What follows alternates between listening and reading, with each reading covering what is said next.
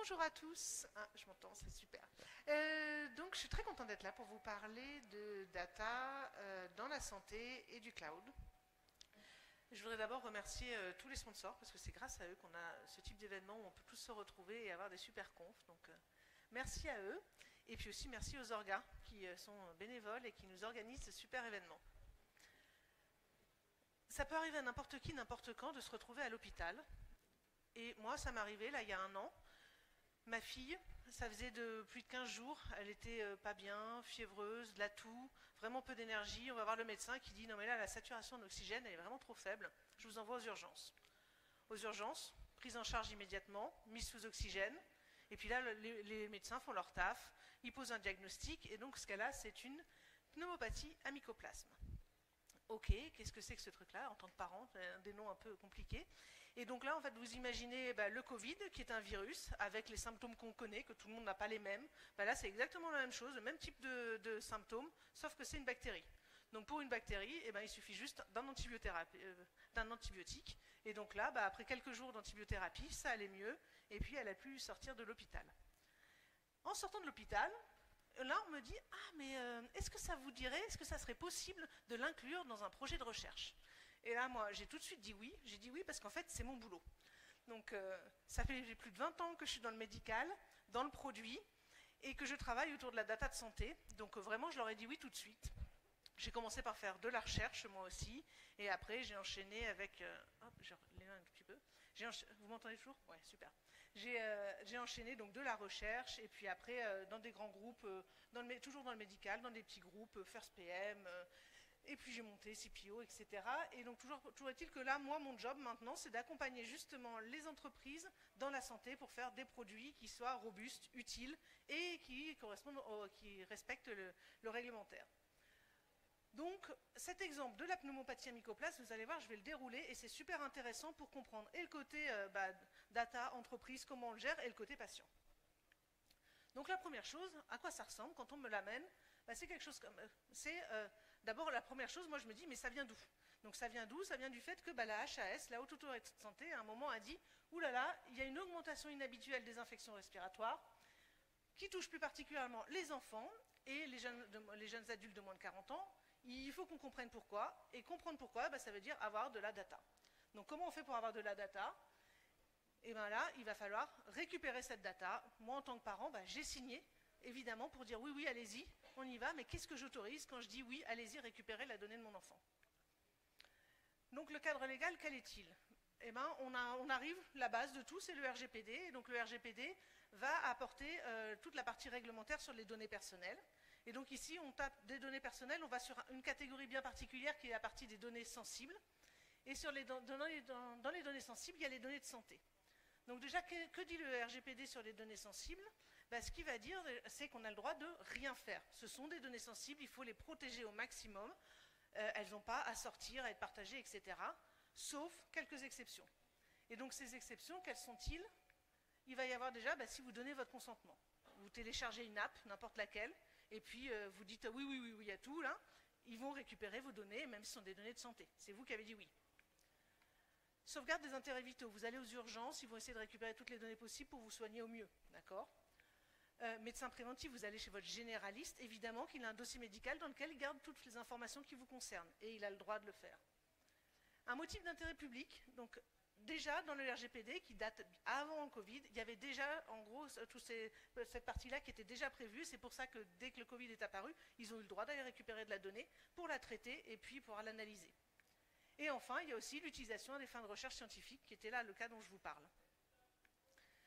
Et donc voilà comment c'est indiqué même dans le RGPD. Ce qu'ils indiquent, c'est le développement, lorsque des données à caractère personnel sont traitées à des fins de recherche scientifique, ça va permettre de faire du développement. Le but, c'est qu'on puisse l'utiliser pour faire du développement, de la démonstration de technologie, de la recherche fondamentale, de la recherche appliquée et de la recherche financée par le secteur privé. Donc tout ça, c'est autorisé par le RGPD. Comment on fait en France exactement? Parce que le RGPD, c'est européen. En France, comment on l'applique? On a la CNIL qui a fait une méthodologie de référence, qui a un petit nom, le MR004. Et donc cette méthodologie de référence, comment ça marche? En fait, quand on est un organisme, une entreprise privée, et qu'on veut aller travailler sur la donnée de santé, dans ces cas-là, ce qu'on va faire, c'est on va se déclarer à la CNIL. Et on va déclarer à la CNIL, bon, moi j'ai envie de travailler sur des projets de données de santé, je te le déclare, et la CNIL dit, ok, tu as le droit de le faire si tu respectes tout un tas de règles. Et cette déclaration, elle se fait qu'une seule fois en fait. On a besoin de se déclarer qu'une fois, et après on a le droit de faire autant de projets qu'on veut. Par contre, la CNIL, elle a le droit de venir vérifier chaque projet, comme quand on respecte bien les règles. Donc les règles, c'est quoi? Ben, déjà, la première règle, c'est de dire que je m'engage à respecter les règles. Voilà. Ok. La deuxième, ça va être de dire je m'engage à respecter les règles et à respecter ces règles pour chaque projet que je vais lancer. Ensuite, c'est de dire la durée de conservation des données. On a le droit de conserver les données jusqu'à 2 ans après la date de publication des résultats. Et si on n'a pas publié de résultats, après 2 ans après la date de fin d'études. La collecte doit être limitée. On va chercher les données dont on a besoin et on ne fait pas... on a tous l'habitude de faire ça en disant on va ratisser large, on verra à la fin ce qui nous sert vraiment. On n'a pas le droit de faire ça. Dans la santé, on va identifier de quoi on a besoin et on ne récupère que ces données-là. On limite au maximum les transferts hors UE. Dans la recherche scientifique, il y a des fois, on a besoin de la collaboration. On peut le faire, mais il faut qu'à chaque fois, ce soit vraiment justifié de pourquoi on le fait. Genre, la base, c'est pas de se dire, je vais aller mettre mes données chez Microsoft juste parce que c'est plus pratique. Ça marche pas. C'est pas une bonne raison. Et enfin, il faut que toutes les personnes qui aient accès à ces données, tous les destinataires des données, soient identifiés. On ne peut pas dire tous ceux de l'entreprise, machin truc, ont le droit d'avoir accès aux données. Non, c'est nominatif. D'accord? On doit dire telle personne, telle personne, telle personne ont le droit d'accès aux données. Et en plus de tout ça, eh ben, il faut aussi respecter le droit des patients. Donc le droit des patients, ben, on le retrouve dans les documents que j'ai eus à l'hôpital. La première chose, ça va être de dire le patient il a le droit d'être informé. Donc on va l'informer, qu'on l'inclut dans un projet de recherche. Donc moi, ça fait un petit nom, il va participer à une recherche initiée par l'Active, et puis je ne sais plus le nom du protocole, mais voilà. Et on explique pourquoi, à quoi vont servir les données. Ensuite, les données doivent être pseudonymisées. Donc pseudonymiser, c'est quoi? Et alors vous imaginez une base de données, par exemple celle en haut à droite, là, on a le nom, le prénom, et puis après un identifiant dans l'hôpital d'ailleurs, et puis après toutes les autres données, la date de naissance, le diagnostic, etc. Et donc quand on va pseudonymiser, c'est juste on va sur l'identifiant de l'hôpital, on va lui faire une table de correspondance, et puis on va mettre un autre identifiant qui sera celui-là public.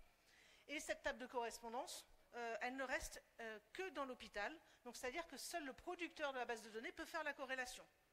Pourquoi on fait des données pseudonymisées dans le milieu de la santé? C'est juste pour vous dire, l'exemple de ma fille, 1 an après, elle a repassé une radio, et pour voir l'évolution, savoir s'il y a des séquelles, etc., si jamais ils anonymisent au moment où ils récupèrent les données, donc l'anonymisation c'est le cas d'après d'ailleurs, on efface cette table de correspondance, donc on ne peut plus revenir à qui était le patient à la base.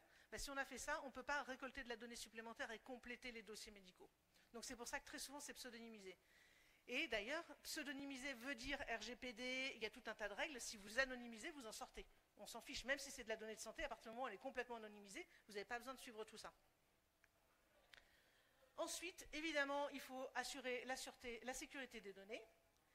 Et enfin, dans la santé, il n'y a pas besoin de consentement explicite pour les projets de recherche. Ce à quoi on a droit, c'est un droit à l'opposition. Donc là, c'était hyper clair quand c'est indiqué, à compléter en gros tout ce papier-là, vous avez le droit de le compléter, de le renvoyer au médecin qui vous a présenté l'étude, uniquement si vous souhaitez manifester votre opposition. Et je vous invite maintenant à regarder les petites lignes la prochaine fois que vous prenez une prise de sang. Ce n'est pas écrit en petit, mais ce n'est pas écrit en gros non plus. Souvent, en bas, on vous informe que potentiellement vos données peuvent être utilisées pour telle recherche, etc. Et on vous a informé. Donc voilà, vous avez un droit d'opposition, mais de base, c'est souvent que les données dans les prises de sang peuvent servir à la recherche. Donc voilà, en fait, les RGPD, ce n'est pas un ennemi. Ils ne bloquent pas l'usage des données, ils l'encadrent, mais vraiment, c'est possible. Et il y a plein d'entreprises qui utilisent de la donnée de santé, on peut le faire. Évidemment, quand même, la CNIL est là pour veiller au grain. Je vous donne quand même quelques exemples de ce que ça peut donner si on ne respecte pas. Ici, l'exemple de Dédalus, c'était en 2022. Il y a eu une fuite massive de données de santé qui était due à des failles de sécurité dues à Dédalus sur environ 500 000 patients, où ils ont fait fuiter des données telles que est-ce que vous avez le VIH, est-ce que vous êtes enceinte, enfin voilà, le diagnostic, quoi. Et avec évidemment le nom et le prénom des personnes, sinon c'est pas drôle. Et donc voilà, 1,5 million d'euros, et tout ça c'était pour une histoire de migration d'une version à une autre. Ils avaient genre voilà, snapshot de toute la base, on ne s'est pas posé de questions, et en plus après ils ne l'ont pas supprimé tout de suite, ils ont genre on l'a oublié, quoi. Donc voilà, magnifique. J'ai un deuxième exemple, donc là c'est CGDIM en 2024. eux, ils ont fait un traitement de la donnée de santé sans autorisation préalable. Donc en fait, ils sont implantés, c'est un logiciel qui est dans 25 000 cabinets, 500 centres de santé. Ils ont eu une amende de 800 000 euros. Ce qu'ils ont fait, c'est juste, ils ont dit à personne, mais ils se sont dit, ah mais la donnée qui est là-dedans, c'est intéressant pour faire des stats. Moi, j'en ai besoin pour faire mes stats et faire des choses. Dans le principe, pourquoi pas? Ils en ont peut-être fait des analyses très très intéressantes, sauf que derrière, ils avaient peut-être, ils n'avaient pas vraiment pseudonymisé, et en plus, il n'y avait pas d'informations, ils n'avaient pas créé le projet, ils n'avaient pas déclaré à la CNIL, et on n'a pas le droit. Ok. Donc après, je vous donne des exemples. Donc ça veut dire qu'il y en a, il faut faire attention. Après, j'en ai pas trouvé beaucoup non plus. Là, je vous ai donné les 2 plus gros de ces 5 dernières années. D'accord? On n'est pas, il s'en produit pas un toutes les semaines, pas du tout. Il y en a quelques exemples par an. Voilà. Donc là, c'était la partie très bien. Ok, qu'est-ce qu'on a le droit de faire ou pas? Maintenant, comment on récupère la donnée? Eh bien, la donnée de santé, déjà, dans toujours ce superbe papier de l'hôpital qui tient en 3 pages. Hein. Ils font plein de choses en 3 pages. Ils nous disent la liste de toutes les données qu'ils veulent récupérer. On ne va pas les regarder parce qu'on avait beaucoup, mais il y a différents formats. Nous, ce qui nous intéresse dans la texte, c'est OK, comment on s'y prend concrètement. Et donc, évidemment, il y a tout un tas de choses. Et ce qui est intéressant pour faire de la recherche, c'est pas de collecter 2 données, c'est parce qu'on va en avoir 10, 15, qu'on va faire des corrélations pour avoir un dossier complet et pouvoir en tirer de l'analyse. Donc, évidemment, il en faut plusieurs des données. Donc ici, si on va regarder au niveau des dates, par exemple, là, ce dont ils avaient besoin, ça va être la date de naissance, l'arrivée aux urgences, quelle date on leur a fait une radio pulmonaire, le début de l'antibiothérapie, la fin de l'oxygénation. Ok, super. Nous, on sait faire, on va faire un export dans la base, on récupère les dates. Sauf qu'en fait, si on réfléchit, là, moi j'habite Toulouse, elle était à l'hôpital des enfants, je vous promets, il n'y en a qu'une seule à qui toutes ces dates correspondent. Ça, c'est hyper identifiant. D'accord? On ne peut pas récupérer des dates telles quelles comme ça dans la santé. Donc à chaque fois qu'on travaille sur les dates, on va travailler aussi tout autour d'algorithmes de décalage, de date shift, où on va essayer de décaler intelligemment pour garder la cohérence des événements, mais sans pour autant pour perdre ce côté identifiant. Et par exemple, la date de naissance, jamais on a l'âge à laquelle c'est arrivé, par exemple, mais on n'a pas la date de naissance précise.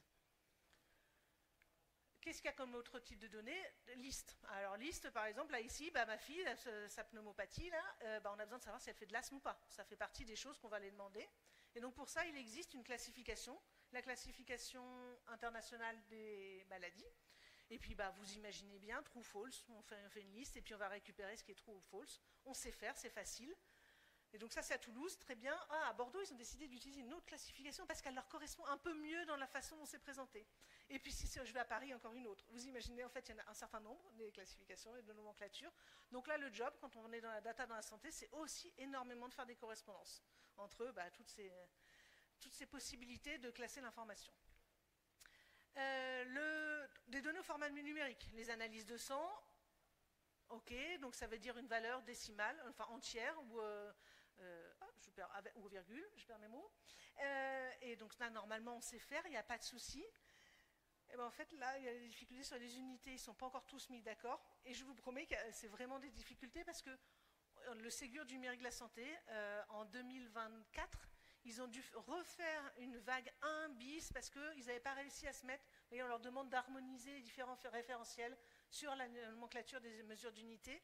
Et donc ça veut dire que là, par exemple, les labos entre eux, ils ne discutent pas dans les mêmes unités. Quand on le récupère dans le dossier médical partagé, par exemple, si vous avez accès à mon espace santé qui est lancé, etc., ils ont encore beaucoup de mal à faire remonter les données juste des laboratoires d'analyse, c'est la première étape.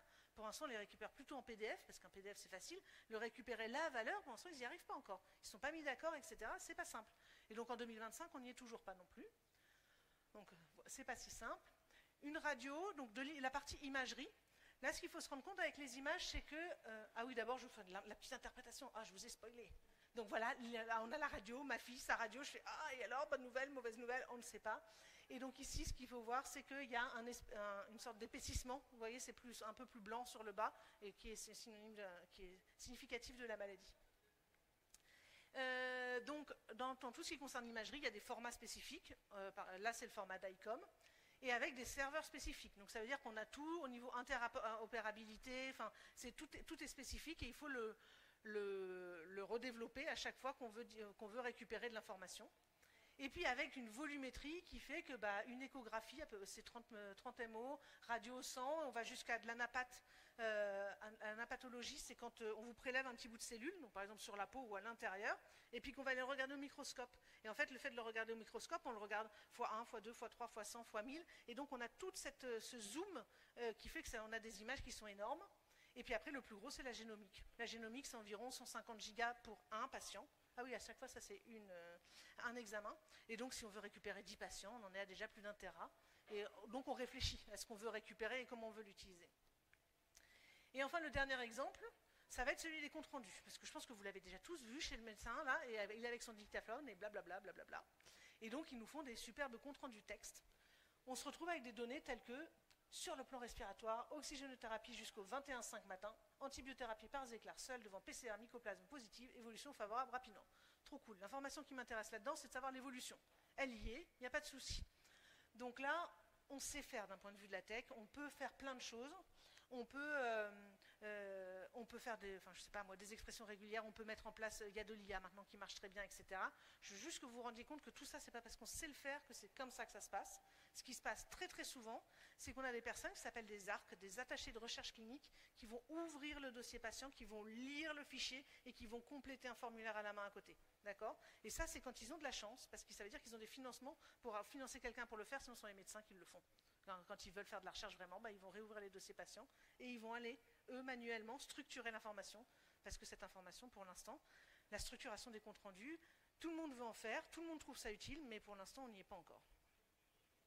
Donc voilà, au final, les données de santé sont des données sensibles, avec des logiciels métiers qui sont multiples, il faut aller en chercher de l'information un peu partout, des données qui sont non structurées, avec donc beaucoup d'actions manuelles, des dictionnaires, des mappings qui peuvent être un vrai casse-tête à mapper les uns avec les autres. Et tout ça, c'est pas ce qui est important, en plus dans la donnée, parce que là, ce qui est important d'abord, c'est le patient, et c'est la priorité qui est donnée aux soins. Donc voilà, au final, la data de santé, c'est pas du big data, on n'est pas sur des volumes énormes, mais par contre, c'est rigolo d'entendre les médecins parler, ouais, nous on fait de big data et tout, je suis, ah ouais, on a 200 patients, ah oui, ok, 100 données par patient, ok, big data. Mais voilà, c'est pas grave, chacun a ses référentiels. Donc voilà, ici, nous, on va parler d'intelligence artificielle, et ils y arrivent, mais on commence par des dossiers papier. Papier, c'est un peu exagéré, mais on commence par des dossiers du PDF, quoi.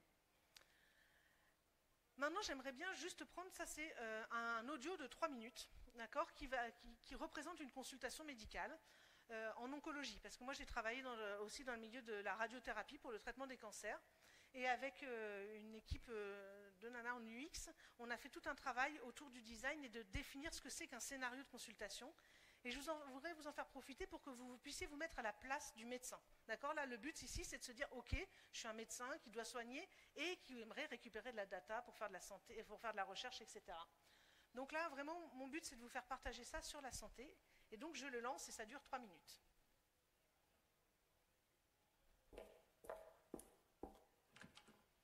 Tiens Claire, voilà le dossier de Monsieur Dupont. Alors, il arrive de Lannion, opéré d'une tumeur cérébrale. Il vient pour les rayons, hein. Merci, je jette un coup d'œil tout de suite. Là, du neurochiroqué, glioblastome, opéré il y a 3 semaines, la biologie correcte.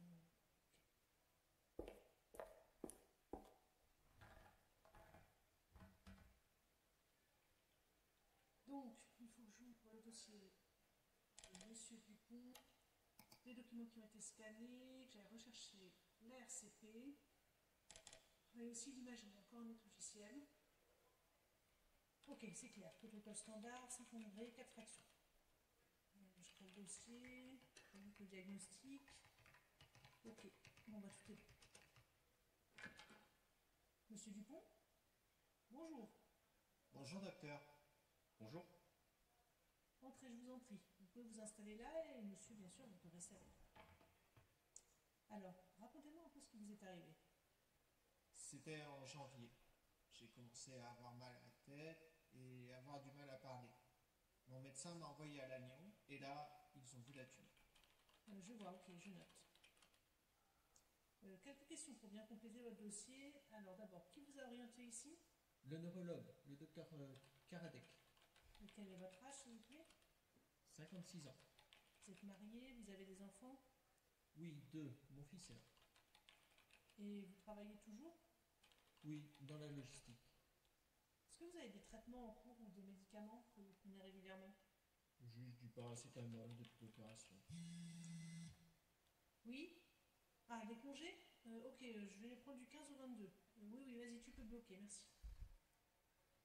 Désolé, excusez-moi. On continue. Il y a des antécédents familiaux de cancer? Mon père, un cancer du foie. Ok. Je vais vous examiner si vous voulez bien passer sur la table.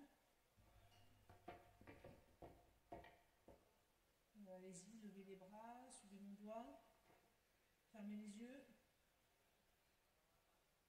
Bon, sur ce que je vois et ce qu'on a dans le dossier, je vais ajuster un peu le traitement que j'avais prévu.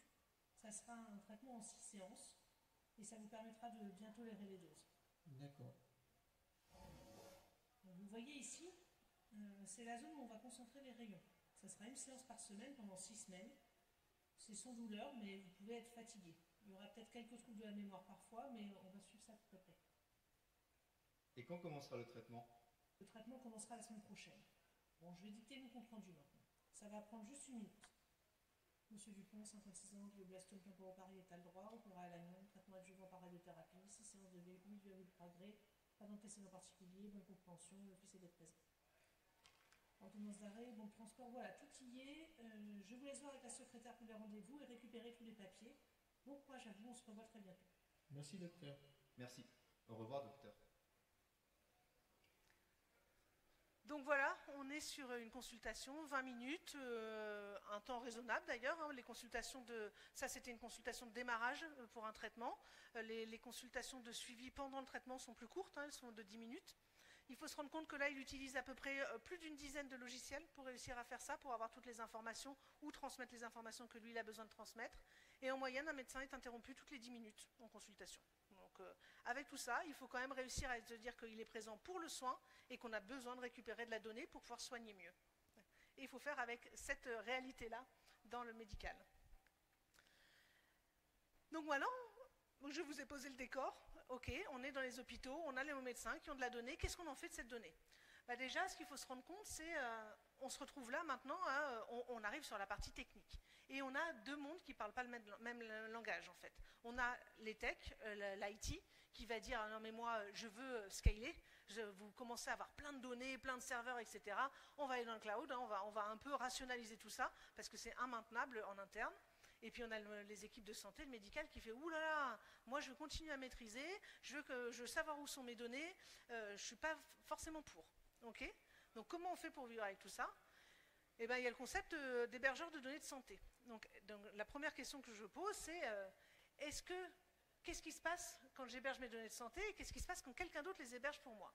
En fait, quand on est un hôpital, on est propriétaire de ces données, et les données qu'on a chez soi, eh ben, on n'a pas besoin d'avoir cette certification hébergement de données de santé. On est propriétaire, ils ont le droit de le faire. On a besoin d'une certification à partir du moment où la donnée de santé ne nous appartient pas et qu'on demande à un tiers, enfin, quand il nous appartient et qu'on demande à un tiers de l'héberger. Et là, il y a de l'hébergement de données de santé. D'accord? Et cette certification, elle est obligatoire.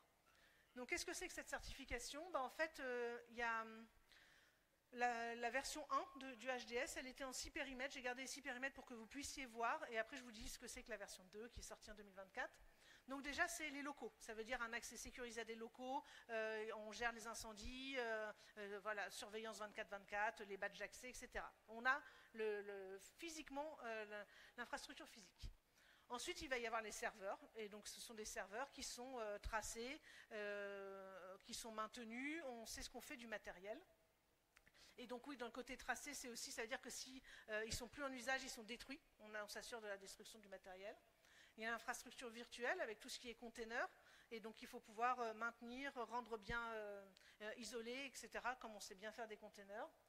Il y a toute la partie plateforme applicative. C'est souvent, quelqu'un vient déposer chez eux leur logiciel pour mettre un SaaS ou ce genre de choses. Et donc il faut aussi, et puis c'est toute la partie base de données, OS, tout ça pareil, les failles de sécurité, les mises à jour, ça en fait partie de l'hébergement. Il y a toute la partie process, comment est-ce que j'administre ce type d'infrastructure, avec même aussi la formation, du support, des personnes qui interviennent sur ce type d'infrastructure. Et enfin, toute la partie sauvegarde. Donc tout ça, ça fait partie de la certification HDS. V1 qui nous avait fait en 6 périmètres, et dans la V2, et pour simplifier, pour que ce soit plus clair, ils ont juste isolé tout ce qui était complètement physique, et c'est le 1, et tout le reste, ils l'ont mis en hébergeur infogérance. Donc voilà, donc c'est devenu que sur 2 périmètres différents. Et on a un certain nombre d'hébergeurs de données de santé en France. Vous en connaissez certains, il y a OVH, il y a Orange, il y en a un certain nombre. Et donc ici, il faut se rendre compte qu'ils n'ont pas tous toutes les mêmes périmètres, ils n'assurent pas forcément l'infrastructure, ils peuvent ne pas faire les 6 périmètres. Et après, ce qui est intéressant, mais on ne voit pas du tout là-dessus sur cette image, mais bon, vous imaginez bien que c'est une carte du monde, hein, et avec là où il y a de la couleur, c'est que c'est le plus intéressant. Et donc, les hébergeurs qui sont HDS, donc c'est une certification française, on en a plus de 160 qui sont répertoriés, qui sont français, et on en a quelques-uns d'étrangers. Et donc, par exemple, il y en a plus d'une dizaine qui sont américains. Et donc, quel est l'impact de savoir qu'on a des hébergeurs de données de santé qui soient étrangers? On va prendre l'exemple des Américains. Les exemples de l'Américain, ça veut dire qu'on doit se conformer à la réglementation américaine, qui est par exemple le Cloud Act. Le Cloud Act, qu'est-ce qu'il dit? Il dit qu'une entreprise européenne, elle va être soumise donc, à la réglementation américaine à partir du moment où elle a un prestataire américain responsable des données. Donc si moi je mets mes données chez AWS, même si AWS héberge en France, en fait on est quand même sur un prestataire américain, qu'ils peuvent se retrouver à avoir besoin pour une enquête. Par exemple, ils recherchent, je sais pas, un tueur en série et qui est venu en France à un moment pour des rendez-vous médicaux. Ils peuvent nous demander en fait la liste de ses rendez-vous médicaux ou qu'est-ce qu'il a eu comme médicament, ce genre de choses. Et après, en plus, c'est à partir du moment où l'entreprise a des liens directs ou même indirects avec les États-Unis, sachant qu'un lien avec les États-Unis peut être juste, vous avez votre site web qui est en anglais, donc vous avez de potentiels clients qui sont aux États-Unis. D'accord? Ça suffit à dire qu'il y a un lien.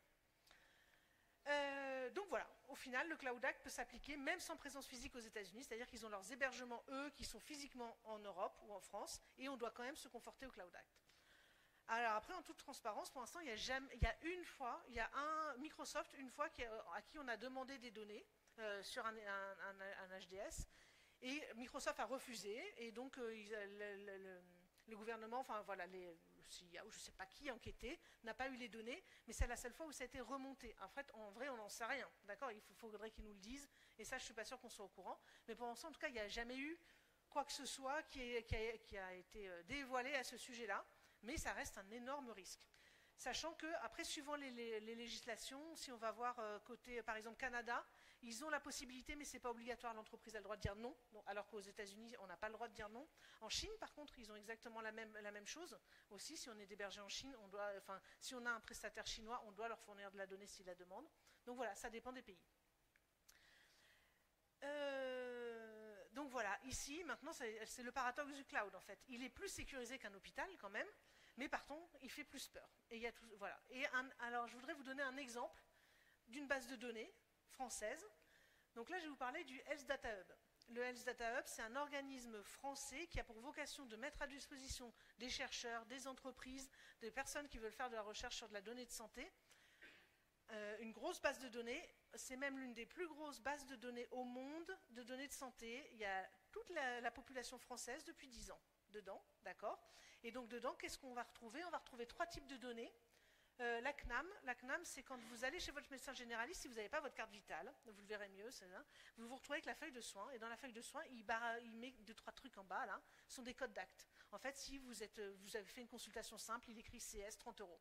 Si vous avez fait un vaccin, il y a un autre code, et puis il remet le prix. En fait, c'est toute la facturation, sauf que cette facturation, elle est à l'acte, et elle permet de savoir quels sont les traitements que vous avez eus. D'accord? Ça ne va pas être dans le détail, on ne sait pas la quantité, mais on sait voilà, pourquoi vous êtes venu. Et donc, ça permet d'avoir tous ces actes de facturation qui nous donnent le parcours de soins. Il existe la même chose à l'hôpital. Donc l'ATIH, c'est le concept que quand vous arrivez à l'hôpital, vous passez toujours par l'accueil, vous donnez votre carte, on ouvre un séjour, et sur ce séjour, on va venir mettre toutes les activités qui sont facturables, parce que évidemment, l'hôpital, il a un budget, et donc, mais toutes ces activités, elles sont facturables, mais elles correspondent à des données de traitement qui vous correspondent. Et après, il y a l'INSERM aussi qui tient une base de données des décès et des causes de décès. Et donc tout ça, c'est une grosse base de données des données françaises et elle est hébergée chez Microsoft parce que c'est ce qu'a choisi le gouvernement. Donc voilà, magnifique. Et donc en 2020, depuis il y a eu un peu un tollé. Cette année, ça a même été remonté avec des questions à l'Assemblée nationale. Et là, je vois qu'en juillet, ils ont enfin lancé un appel d'offres pour faire une migration et migrer vers un cloud souverain qui soit SecNum Cloud. Okay. Et donc voilà, ah oui, ce que j'ai oublié de vous dire aussi, c'est pourquoi ils ont fait HDS1. Ben, c'était déjà bien de commencer par HDS1, puis après ils ont fait HDS2, parce qu'en fait le HDS2 est beaucoup plus compatible avec ce qu'ils avaient mis dans Secnum Cloud, et donc pour avoir de l'hébergement de données de santé, et qui soit souveraine. Et donc voilà, ces deux normes, enfin il y en a un c'est un label de l'ANSSI, et l'autre c'est une certification, mais elles sont beaucoup plus compatibles qu'elles étaient avant. Donc voilà la petite histoire. Donc on se retrouve avec des belles bases de données en France sur lesquelles on peut travailler. Et puis après, l'Europe aussi est en train de se dire, mais pour nos chercheurs, on a besoin d'avoir accès à de la donnée.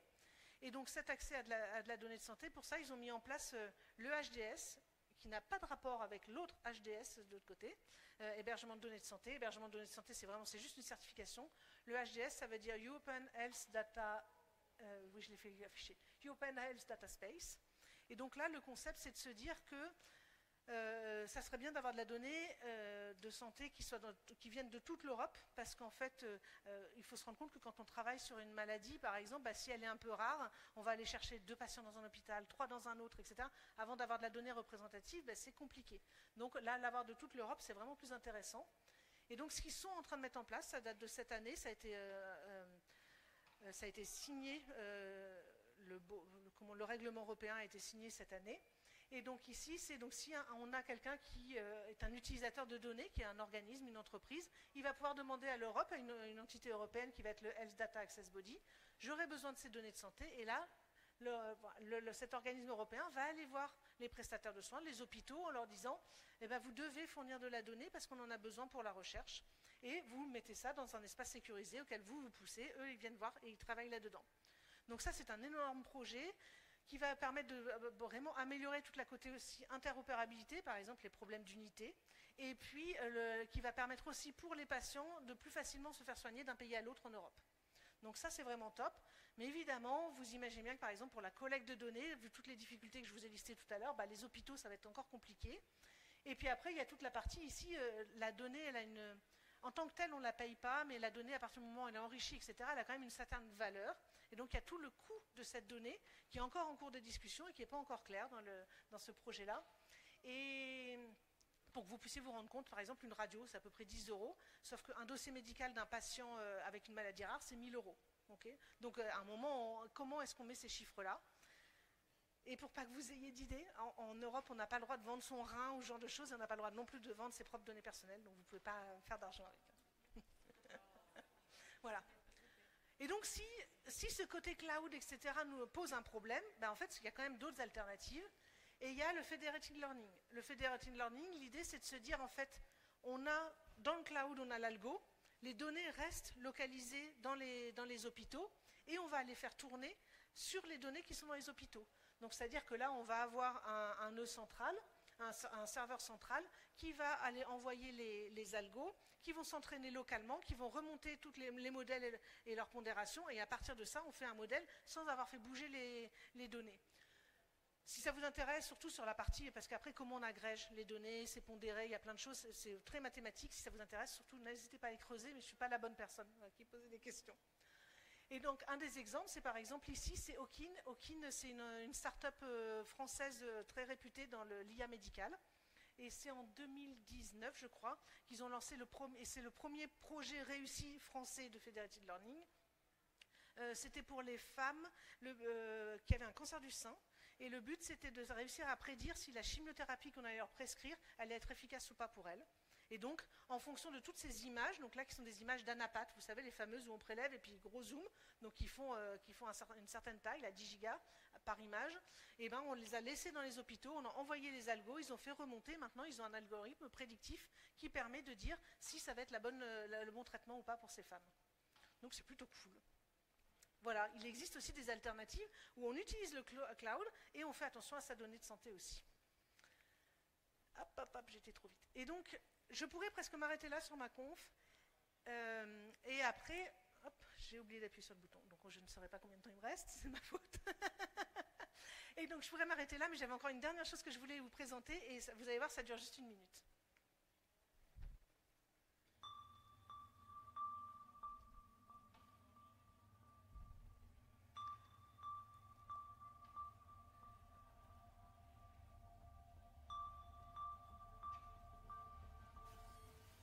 On a été cyberattaqué début février de cette année 2021. Le 9 février, hein, c'est une date dont je me rappellerai très longtemps dans ma carrière, puisque le 9 au matin, notre informaticien d'astreinte m'appelle pour m'informer effectivement que plus personne n'arrive. Ah, c'est moi, pardon. Ah, je repasse. Bon, je suis désolée, je sais pas, ça dure qu'une minute, donc je touche plus rien.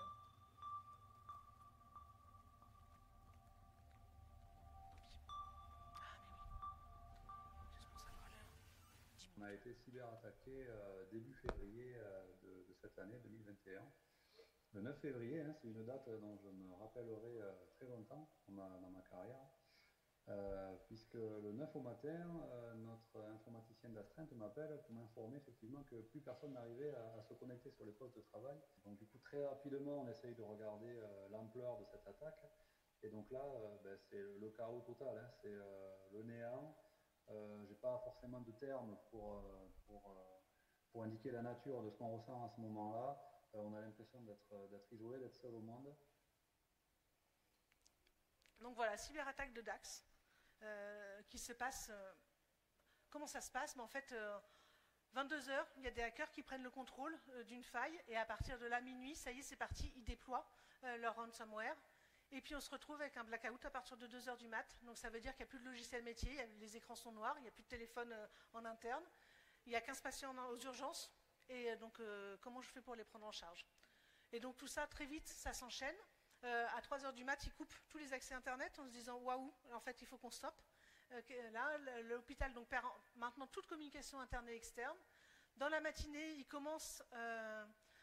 à lancer des alertes manuelles, mais une alerte manuelle, ça veut dire qu'en fait j'ai quelqu'un dans une salle qui va aller bouger, qui va aller parler aux gens. Donc ils ont fait ils ont dû se balader dans tous les services pour informer, dire qu'est-ce qu'on va faire.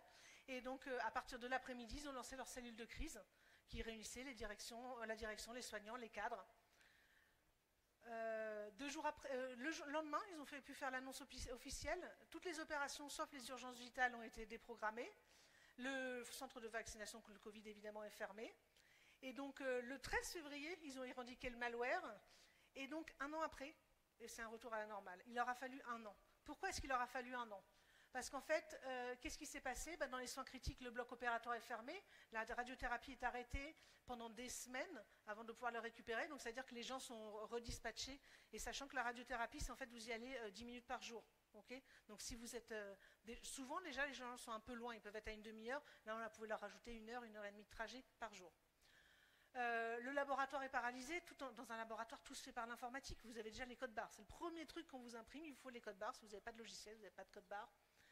L'imagerie, il n'y avait plus qu'un seul moniteur qui, lui, n'était pas sur Internet et qui permettait de visualiser quelques images. Mais sinon, on ne voit plus rien. Parce qu'en fait, l'imagerie, ça arrive forcément sur un écran d'ordinateur. Plus d'ordonnances numériques, plus de gestion de la pharmacie, parce qu'il n'y a plus de gestion des stocks. Donc ça, c'est le côté médical. Après, c'est aussi la stérilisation. Donc ça veut dire qu'on ne peut pas non plus faire de chirurgie. La restauration, la blanchisserie, parce que tout ça, pareil, c'est que des codes barres partout, pour vérifier, tout est tracé tout le temps. Est-ce que c'est le circuit propre, le circuit sale, etc. Et au niveau de l'administration, si c'est plus de facturation, 8 mois plus tard, il leur restait encore 10 millions d'euros qui n'étaient pas facturés. Donc une cyberattaque, c'est pas très très sympa. Mais en fait, ce qu'il faut se rendre compte, c'est qu'il n'y a pas plus de cyberattaques dans la santé qu'ailleurs. On a les mêmes proportions que dans l'industrie, que dans les entreprises. C'est juste que c'est beaucoup plus médiatisé. D'accord? Donc vous en avez tous déjà entendu parler, mais en même temps, il n'y en a pas plus qu'ailleurs. Okay? Pourquoi est-ce qu'il y en a dans la santé? Ce qu'on peut se dire, c'est qu'au final, c'est parce que les données de santé, ça vaut de l'argent. D'accord? Les données de santé, c'est pas n'importe quoi. On va réussir à les revendre. Et c'est l'équivalent, là, en tout cas d'après celle-là, de choses comme les comptes financiers, bancaires. Mais quand on creuse un peu, ça c'est ce qui est annoncé en fait par les antivirus, enfin les boîtes d'antivirus, ce genre de choses qui font de la cybersécurité. Quand on creuse, en fait les données de santé, il n'y a personne qui les achète derrière. Ok, si on va voir sur le dark web, etc. Donc là, il y a Quentin Letiec qui avait fait un podcast sur le sujet. Il est au CERT Santé, donc, qui permet de remonter, qui gère toutes les alertes au niveau national sur des problèmes de cybersécurité. Non, il y a très peu de gens. Enfin, Mbappé, oui, on va lui acheter ses données de santé si elles sont volées, mais nous, on s'en fiche d'avoir une photo de notre radio. Enfin, vous voyez, ils ne la revendent pas. Donc non, en fait, c'est juste, pas de bol, c'est juste que les hackers, le concept, c'est ils balancent à tout va, et puis là où ça passe, allez, je balance mon ransomware et on verra bien qui est derrière. C'est la surprise même pour eux. Ils ne savent pas si c'est un hôpital, l'entreprise, machin, tout ça. Et donc voilà, après, là, les hôpitaux sont vraiment bien montés en sécurité, c'est beaucoup mieux qu'avant. Mais clairement, sinon, enfin, c'est comme les PME, la PME du coin qui ne gère pas bien sa cybersécurité, ok. Et c'est la même chose, c'est juste le coup de pas de bol des hackers. Donc voilà, la donnée de santé ne se revend pas plus cher qu'une autre, c'est juste, par contre, la seule dont l'absence peut coûter une vie. Là, l'impact est vraiment, vous avez vu celui de l'hôpital de Dax, il a des vraies conséquences. Donc je reviens à ma question initiale, qui était le but de mon talk ici. Donc, est-ce que la santé a peur du cloud? Bah oui, un peu, et c'est légitime en fait, d'accord? Parce que la donnée de santé, c'est une donnée qui est sensible, qui est complexe, qui est vitale, et en fait, c'est une donnée, si elle est manquante, bah, ça a des impacts sur la vie humaine. Et après, donc là, le but, c'est vraiment pas d'opposer la tech, qui serait, je sais pas moi, agile, rapide, scalable, justement, et puis la santé qui serait un peu plus frileuse, lente, voilà, se poser beaucoup plus de questions. Non, là, le but, c'est de faire travailler les deux ensemble pour pouvoir réussir à faire des produits qui soient robustes, qui soient utiles, et puis qui soient pertinents pour le soin. Et donc là, moi, ce que j'ai plutôt envie de faire, c'est retourner la question et de dire plutôt, c'est que en fait, le cloud, ici, lui, il ne devrait pas avoir peur des exigences de la santé, parce que ça nous apporte à tous. Voilà. On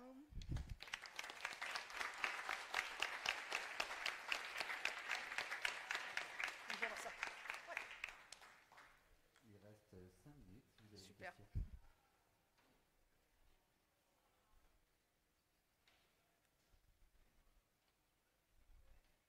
Si vous n'en avez pas, moi, ça me va très bien. Hein, mais vas-y, je t'écoute. Oui. Vous avez montré des exemples au début de Comme ça. types de données qui ont Oui. été... Bon, même s'il y a eu très peu d'exemples en 5 ans. Oui. Au final, il n'y a rien qui garantit que ces entreprises pseudonymisent bien les données qu'elles ont, enfin, sauf s'il y a un leak, en fait. S'il n'y a pas de leak, on ne sait pas vraiment comment c'est stocké en interne. Non, on ne sait pas vraiment comment c'est stocké, mais après les entreprises, en tout cas les grosses entreprises qui font de la donnée de santé, elles sont connues et elles peuvent être auditées aussi. Et après, elles ont souvent les certifications, elles sont ISO, déjà 9001, 13000 Medical Device, etc. Il y a toute la partie qualité et certification qui répond à ça.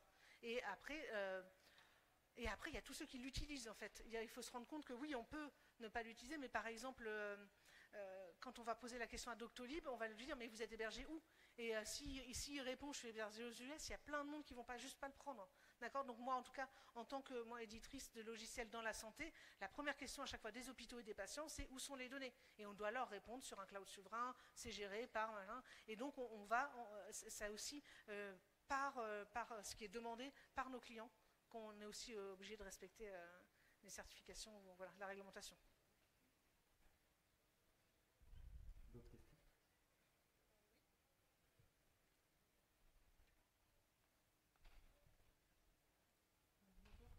Suite aux attaques, à la cyberattaque au niveau de l'hôpital de Dax, Oui. y a-t-il des solutions du style DRP qui a été mis en place? Ça veut dire que le temps en fait, que justement les données ne sont plus accessibles, d'avoir des données sources réservées dans notre serveur pour pouvoir continuer le métier, dérouler les jobs les plus urgents, les tâches les plus urgentes, et après le temps d'avoir un temps donné pour récupérer les données le maximum. Il y a des choses comme le DRP, je ne sais pas si ça vous parle. Non, ça ne me parle pas. BCP. Ouais.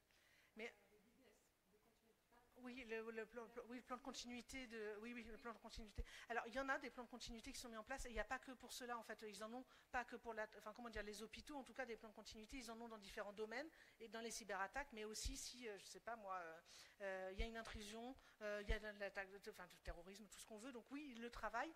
Après, moi, de ce que j'ai pu comprendre, ici, là, c'est aussi beaucoup sur comment on fait pour regérer en papier pendant quelques temps quand même. Hein. De toute façon, voilà, c'est vraiment ça.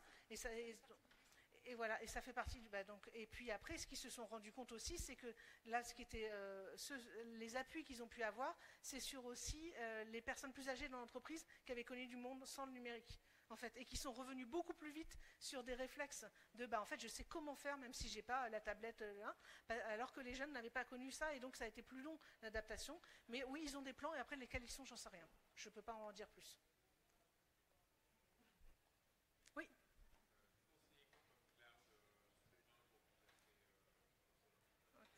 Alors je conseille conseille quoi comme cloud souverain pour remplacer Microsoft? Alors vraiment, il y en a beaucoup.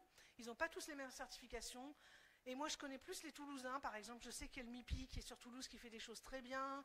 Après, moi, j'aurais envie de pousser OVH, quoi. Pourquoi est-ce qu'on va... Enfin, voilà. En fait, moi, à partir du moment où ils sont français, c'est leur donner la chance de pouvoir se développer et qu'on ait enfin des vrais cloud souverains. Parce que pourquoi est-ce que les boîtes vont chez AWS, Google et tout ça? C'est juste parce qu'en fait, l'infogérance est tellement plus efficace que c'est beaucoup plus pratique d'aller chez eux. Mais donc, c'est à nous aussi. Et surtout, moi, je trouve, enfin voilà, ça c'est une opinion complètement personnelle, c'est à l'État, au public, d'aller mettre les moyens pour qu'on développe les clouds souverains et qu'après on ait du choix sur des choses qui soient efficaces. Après, non, je ne vais pas en conseiller un plus qu'un autre parce que ça ne serait pas juste. Et voilà.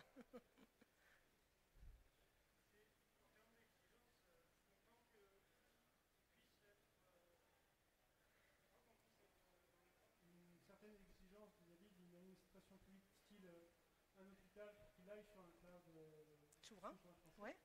Vous avez donné l'exemple de Doctolib. Oui. Est-ce que c'est pas plus compliqué d'avoir une certaine, pas pression, mais les accompagner à utiliser un cloud souverain aussi, ce qui, je crois, n'est pas le cas aujourd'hui? Non, c'est pas le cas aujourd'hui. Je suis d'accord. Après, là, c'est comme partout, en fait. C'est toujours, on dit aussi qu'on a le pouvoir de faire nos choix par notre consommation. Et là, c'est pareil, c'est les clients. C'est les clients, enfin moi je sais que nos clients étant des hôpitaux, etc., ils vont juste nous dire non en fait, suivant là où est notre hébergeur. Donc à un moment c'est la pression des clients qui fait qu'on est obligé aussi de choisir, parce qu'il n'y a pas de, comment dire, c'est pas imposé au niveau européen, ce qui est imposé c'est d'être HDS. Je vous remercie, c'est l'heure de la pause, donc je vous dis à Merci. dans un quart d'heure.